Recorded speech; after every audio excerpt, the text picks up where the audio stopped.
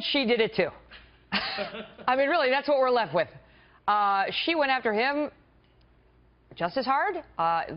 Somebody just tweeted out, these speeches are a lot more deprecating and a lot less self-deprecating than we normally see. I want to bring back in Katrina Pearson and Robert Zimmerman. Katrina, you tell me. I mean, they were both, I think we were in the burn territory as opposed to the singe. You tell me.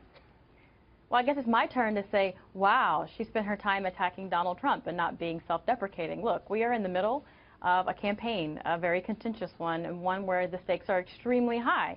Mr. Trump definitely was funny. He was his usual charming, funny, entertaining self, but he was also going to make clear, as he pointed out in the room, Megyn, that her biggest supporters, NBC, CNN, they were all there. So he was just getting the message out that they refused to.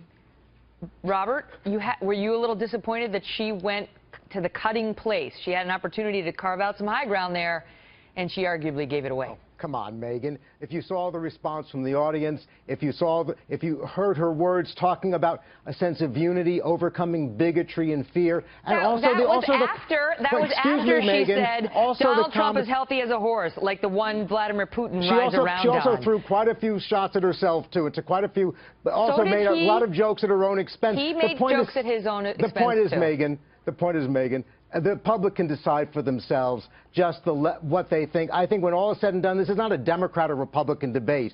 I think she rose above partisanship. I think she showed really great grace in the tradition of Ronald Reagan or husband President Clinton at the time, certainly Barack Obama. I think she showed great grace in her style. Stand by. I'm not saying goodbye to you. I'm standing you by because I want to bring in also former Romney campaign strategist Stuart Stevens, who's here, and Trump National Security Advisor and former Michigan Congressman Pete Hoekstra.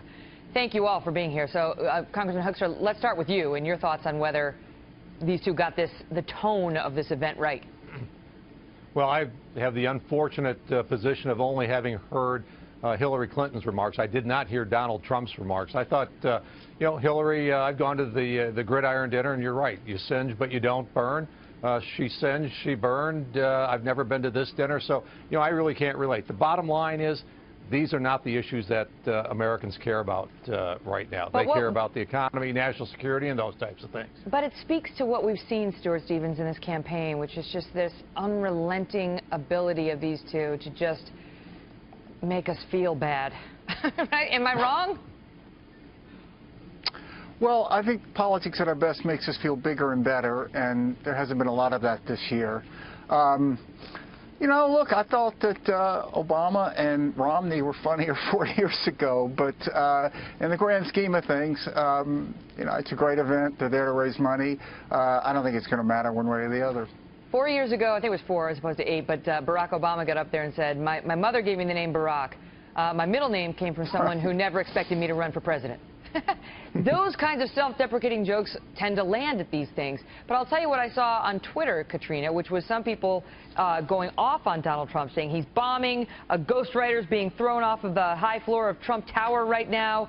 Yikes, this is an unmitigated disaster. Then she got up, and what started to pop up was that she was rude, Rudy Giuliani was glaring at her, and that she was borderline vicious in her comments. So where does that leave us?